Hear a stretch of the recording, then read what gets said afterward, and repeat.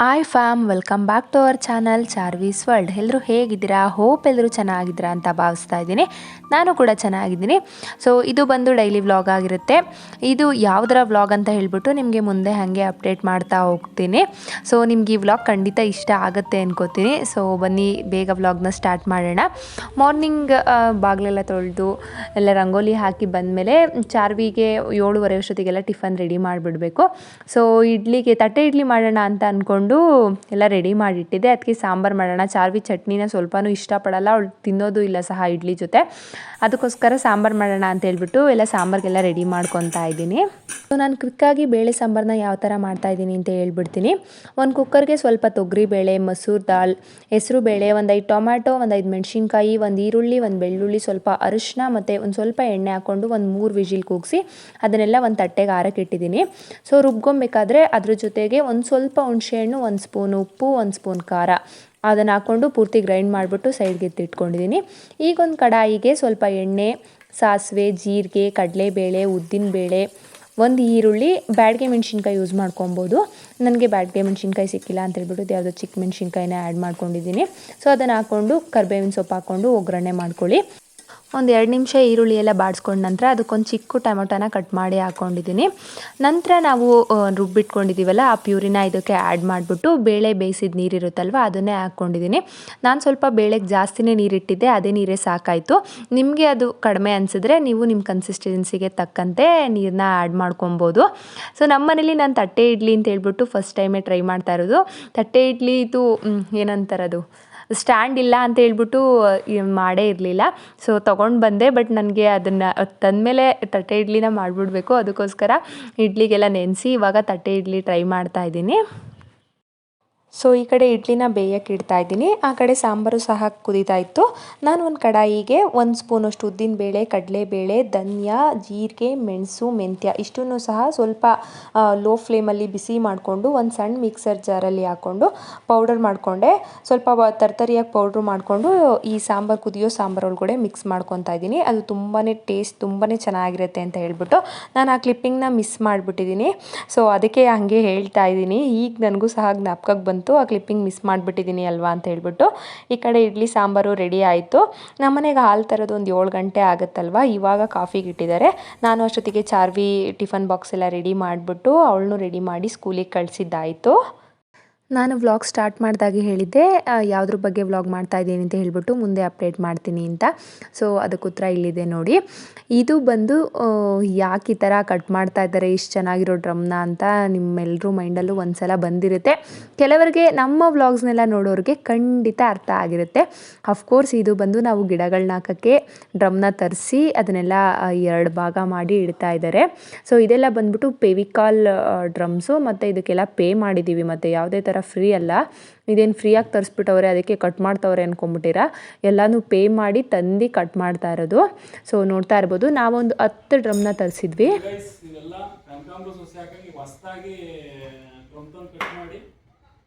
ಒಂದು 10 ತೊಗೊಂಡು ಬಂದವ್ರೆ. ಈಗ ಜಸ್ಟ್ ಈಗ ಒಂದು 10 ಅಂದರೆ 10 ಡ್ರಮ್ನ ಕಟ್ ಮಾಡಿದ್ರೆ 20 ಪಾರ್ಟ್ ಆಗುತ್ತಲ್ಲ. ಈಗ ಒಂದು 5 ಕಟ್ ಮಾಡಿದ್ದಾರೆ.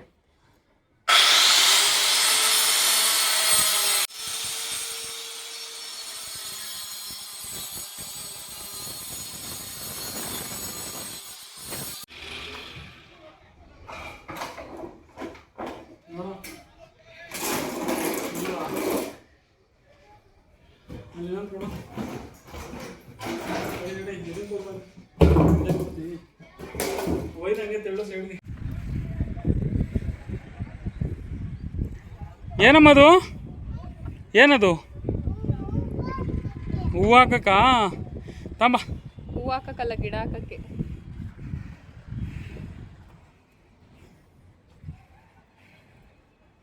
ನಾವು ಎಲ್ಲ ಡ್ರಮ್ಗಳ್ನೂ 2 ಪಾಟ್ ಥರ ಕಟ್ ಮಾಡಿದ ನಂತರ ತೊಗೊಂಡು ಬಂದು ಟೆರೆಸ್ ಮೇಲೆ ಇಟ್ವಿ.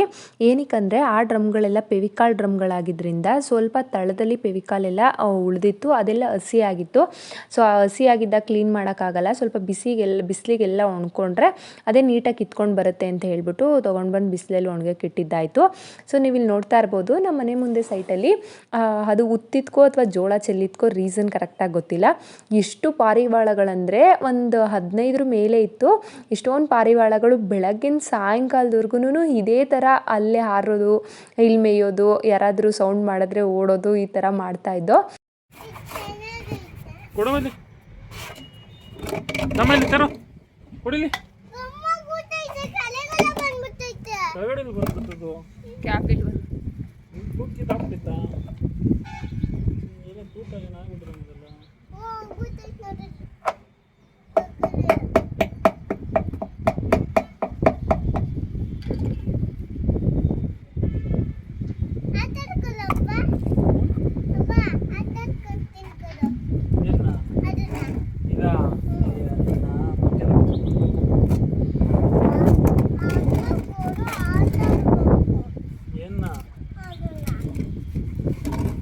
ಅದರಲ್ಲೆಲ್ಲ ಆಟ ಆಡೋಕ್ಕಾಗಲ್ಲ.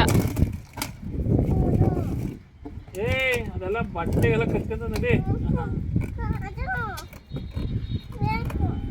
ಹೇಳಿ ಮತ್ತೆ ಕೇಳ್ಬೇಕು, ಹೊಡಿತೀನಿ ನಾನು.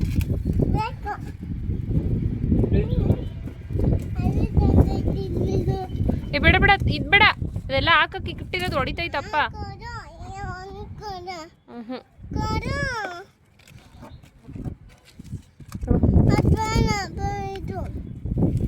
ಅದು ಕೊಡಲ್ಲ, ಅದು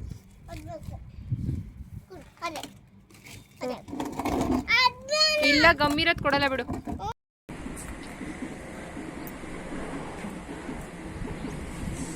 ಗೈಸ್, ಇವಾಗ ಮಲ್ಲಿಗೆ ಗಿಡನ ತುಂಬ ಚಿಕ್ಕದಾಯಿತು, ಬಕೆಟ್ ಇದಕ್ಕೆ ನೀಟಾಗಿ ಜಾಗ ಸಾಕಾಗ್ತಾ ಇಲ್ಲ ಅಂತ ಹೇಳ್ಬಿಟ್ಟು ಎಲ್ಲ ಶಿಫ್ಟ್ ಮಾಡೋಣ ಅಂತ. ಫುಲ್ಲೆಲ್ಲ ಯಾವ್ಯಾವ ಗಿಡ ಬೇಕದೆಲ್ಲ ನೀಟಾಗಿ ಶಿಫ್ಟ್ ಮಾಡಿಬಿಟ್ಟು ಜೋಡಿಸೋಣ ಅಂತ ಹೇಳ್ಬಿಟ್ಟು ನನ್ನ ಹಸ್ಬೆಂಡ್ ನೋಡಿ ಅದಕ್ಕೆಲ್ಲ ಹೋಲ್ ಮಾಡೋಕ್ಕೆ ಅಷ್ಟು ಬೆಂಕಿ ಇಟ್ಕೊಂಡು ಕೂತವ್ರೆ. ಅದು ಹಚ್ಕೊಳುತ್ತಾ ಕಾಯ್ತಾ ಗೊತ್ತಿಲ್ಲ. ಈಗ ಗಿಡಗಳಿಗೆ ನೀರೆಲ್ಲ ಆಚೆ ಹೋಗೋಕ್ಕೆ ಅಂತ ಹೇಳ್ಬಿಟ್ಟು ಸಣ್ಣ ಸಣ್ಣದಾಗಿ ಹೋಲ್ ಮಾಡ್ತಾ ಇದ್ದಾರೆ. 1-2 ಪಾಟಲ್ಲಿ ಸುಮ್ಮನೆ 1-2 ಸಣ್ಣ ಹೋಲ್ ಮಾಡಿಟ್ಟಿದ್ವಿ, ಬಟ್ ನೀರು ಜಾಸ್ತಿಯಾಗಿ 1-2 ಗಿಡಗಳು ಒಣಗು ಹೋದ್ವು. ಅದಕ್ಕೋಸ್ಕರ ಒಂದು ಸ್ವಲ್ಪ ಜಾಸ್ತಿನೇ ಇರಲಿ ಅಂತ ಹೇಳ್ಬಿಟ್ಟು ಒಂದು 5-6 ಹೋಲ್ನ ಮಾಡ್ತಾ ಇದ್ದಾರೆ. ನೀವು ಇಲ್ಲಿ ನೋಡ್ತಾ ಇರ್ಬೋದು. ಎಲ್ಲ ಪಾಟ್ಗಳಿಗೂ ಹೋಲ್ ಮಾಡಿ ಎತ್ತಿಟ್ಟ ನಂತರ ಇದು ಬಂದು ಮಲ್ಲಿಗೆ ಗಿಡ ಮನೆ ಮುಂದೆ ಇತ್ತು. ಪಾಟ್ ತುಂಬ ಚಿಕ್ಕದಾಯಿತು ಅಂತ ಹೇಳ್ಬಿಟ್ಟು ದೊಡ್ಡದಕ್ಕೆ ಈಗ ನಾವು ಅದಕ್ಕೆ ಟ್ರಾನ್ಸ್ಫರ್ ಮಾಡೋಣ ಅಂತ ಹೇಳ್ಬಿಟ್ಟು ಅದು ಮಣ್ಣೆಲ್ಲ ಸಡ್ಲ ಮಾಡ್ತಾ ಇದ್ದಾರೆ. ಒಂದೇ ಸಲ ಎತ್ಕೊಂಡು ದೊಡ್ಡ ಪಾಟ್ ಗಿಡನ ಅಂತ ಹೇಳ್ಬಿಟ್ಟು.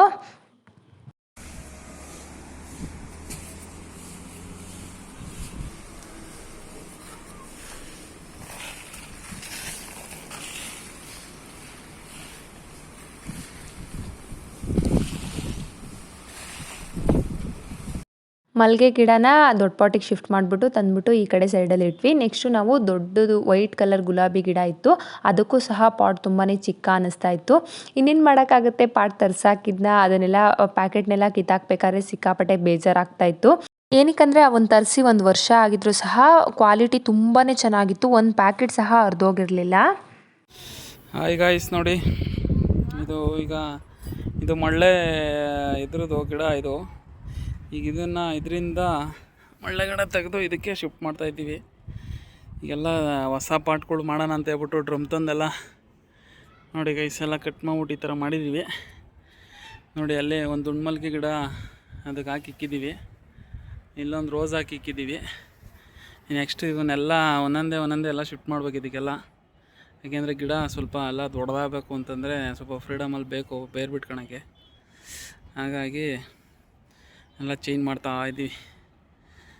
ಎಲ್ಲ ನೀಟಾಗಿ ರೆಡಿ ಆದಮೇಲೆ ನೆಕ್ಸ್ಟ್ ಲಾಗಲ್ಲಿ ಇದನ್ನು ತೋರಿಸ್ತೀನಿ ಹೇಗಾಗಿದೆ ನಮ್ಮದು ಪುಟ್ಟ ನರ್ಸರಿ ಅಂತೇಳಿ. ನೋಡಿ ಗೈಸ್, ನಮ್ಮ ಶ್ರೀಮತಿಯವರು ಇದಕ್ಕೆ ಮಣ್ಣು ಫಿಲ್ ಮಾಡ್ತವ್ರೆ. ನೋಡಿ ನೋಡಿ ನೋಡಿ ನೋಡಿ ಮಣ್ಣು ಹಾಕಿ ಎಲ್ಲ ಲೆವೆಲ್ ಮಾಡ್ತಾರೆ. ಮಾಡಿ ನೀಟಾಗಿ ಸಾಕು ಬಿಡಿ.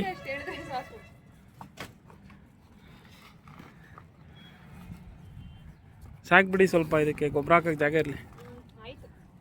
ಹಾಂ ಬನ್ನಿ, ಇದನ್ನು ಬೇರೆ ಕಡೆ ಶಿಫ್ಟ್ ಮಾಡೋಣ. ಮಳ್ಳೆ ಗಿಡ ಮತ್ತು ಬಸಳೆ ಸೊಪ್ಪು ಗಿಡ ಎರಡೂ ಒಂದಕ್ಕೆ ಹಾಕ್ಬಿಟ್ಟಿದ್ವಿ. ಅದನ್ನ ಇವಾಗ ಸಪ್ರೇಟ್ ಮಾಡಿಬಿಟ್ಟು ಇಲ್ಲಿ ಬಳ್ಳಿ ಹಬ್ಕೊಳ್ಳಿ ಅಂತ ಹೇಳ್ಬಿಟ್ಟು ಇದೊಂದು ಸ್ವಲ್ಪ ದೂರ ಕಟ್ತಾ ಇದ್ದೀವಿ. ಈ ರೋಸ್ ಗಿಡಕ್ಕೆಲ್ಲ ಹಬ್ಕೊಂಡ್ಬಿಡ್ತಾಯಿತ್ತು, ಸುಮ್ಮನೆ ಕಟ್ಟಾಗ್ತಾಯಿತ್ತು. ಅದಕ್ಕೆ ಇವಾಗ ಇನ್ನೊಂದು ಬೇಕಾ, ಒಂದು ಸ್ವಲ್ಪ ಬೇರೆ ಥರ ಕಟ್ಟಿದ್ರೆ ಚೆನ್ನಾಗಿ ಬರುತ್ತೆ ಅಂತ ಹೇಳ್ಬಿಟ್ಟು ಅರ್ಜೆಂಟಿಗೆ ದಾರ ಸಿಗ್ತಾಯಿಲ್ಲ. ಸೊ ಈ ಕವರ್ನೇ ಕಟ್ತಾ ಇವ್ರಿ. ಈಗ ದಾರ ಥರ ಕೆಳಗೆ ಹೋಗಬೇಕು, ಅಷ್ಟು ಪೇಷನ್ಸ್ ಇಲ್ಲ. ಕವರ್ನೇ ಕಟ್ಬಿಡಿ ಅಂತ ಹೇಳಿದ್ದೀನಿ.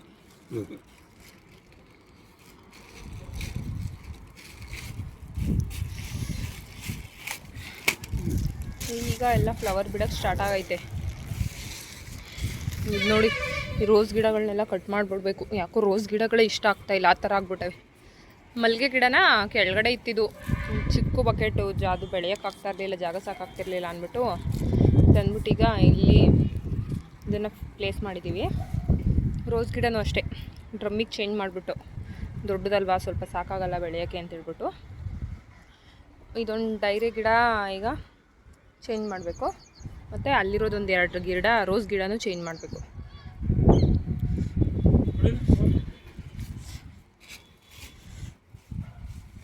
ಎಷ್ಟು ಹಾಳಾಗೈತೆ ಅಂದರೆ ನಿಧಾನ, ಮತ್ತು ಅವೆಲ್ಲ ಹಾಳಾಗ್ಬಿಟ್ಟವು.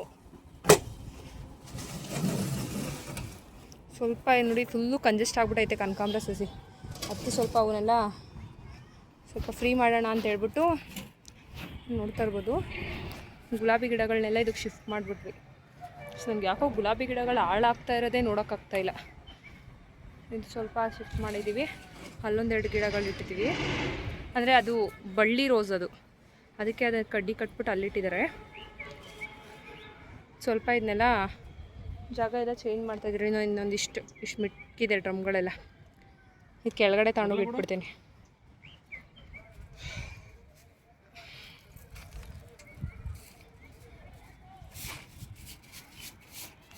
ನೀವು ನೋಡ್ದಂಗೆ ಆಲ್ಮೋಸ್ಟ್ ಎಲ್ಲ ರೋಸ್ ಗಿಡಗಳನ್ನು ಸಹ ಡ್ರಮ್ಗೆ ಶಿಫ್ಟ್ ಮಾಡಿದ್ದಾಯಿತು. ಏನಕ್ಕೆ ಗೊತ್ತಿಲ್ಲ, ರೋಸ್ ಗಿಡಗಳು ಸ್ವಲ್ಪ ಕಪ್ಪು ಡಾಟ್ಸ್ ಆಗ್ತಾಯಿತ್ತು.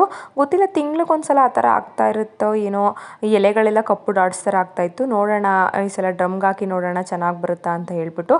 ಅವೆಲ್ಲ ತುಂಬ ಚೆನ್ನಾಗಿರೋ ಕಲರ್ಗಳು, ತುಂಬ ಆರಿಸಿ ತೊಗೊಂಡು ಬಂದಿದ್ದಂಥ ಗಿಡಗಳು. ಒಂದು ಗಿಡ ಹಾಳಾದರೂ ಸಿಕ್ಕಾಪಟ್ಟೆ ಬೇಜಾರಾಗುತ್ತೆ. ಸೊ ಕನಕಾಂಬರ ಗಿಡಗಳೆಲ್ಲ ಇದರಲ್ಲೇ ಚೆನ್ನಾಗಿ ಬರ್ತಾಯಿತ್ತು. ಅದಕ್ಕೆ ನಾವು ಇದನ್ನೇನು ಡ್ರಮ್ಗೆಲ್ಲ ಶಿಫ್ಟ್ ಮಾಡೋಕ್ಕೆ ಹೋಗಲಿಲ್ಲ. ನಾವು ರೋಸ್ ಪಾಟ್ಗಳನ್ನೆಲ್ಲ ಸೈಡ್ಗೆ ಎತ್ತಿದ ನಂತರ ಈಗ ರೋಸ್ ಪಾಟ್ ಜಾಗ ಎಲ್ಲ ಖಾಲಿಯಾಗಿತ್ತಲ್ವ, ಆ ಜಾಗಕ್ಕೆ ಇವಾಗ ಸ್ವಲ್ಪ ಕನಕಾಂಬರ ಗಿಡಗಳನ್ನೆಲ್ಲ ಫ್ರೀಯಾಗಿ ಜೋಡಿಸ್ತಾ ಇದ್ದೀವಿ.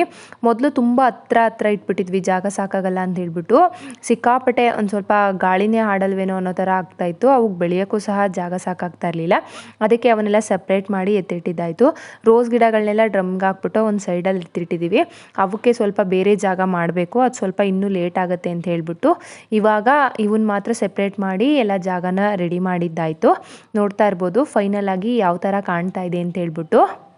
ನೋಡಿದ್ರಲ್ಲ, ಇದಿಷ್ಟು ಬಂದು ನಾವು ರೋಸ್ ಗಿಡಗಳು ಮತ್ತು ಬೇರೆ ಗಿಡಗಳನ್ನೆಲ್ಲ ಯಾವ ಥರ ರೀಆರ್ಗನೈಸ್ ಮಾಡಿದ್ವಿ ಅನ್ನೋದ್ರ ಬಗ್ಗೆ ವ್ಲಾಗ್ ಆಗಿರುತ್ತೆ. ಈ ವ್ಲಾಗ್ ನಿಮಗೆ ಖಂಡಿತ ಇಷ್ಟ ಆಗಿರುತ್ತೆ ಅನ್ಕೋತೀನಿ. ಇಷ್ಟ ಆದರೆ ವಿಡಿಯೋಗೊಂದು like, share, comment and subscribe ಮಾಡ್ಕೊಳ್ಳೋದನ್ನು ಮರಿಬೇಡಿ ಅಂತ ಹೇಳ್ತಾ ಈ ವಿಡಿಯೋನ ಇಲ್ಲಿಗೆ ಎಂಡ್ ಮಾಡ್ತಾ ಇದ್ದೀನಿ. Thank you.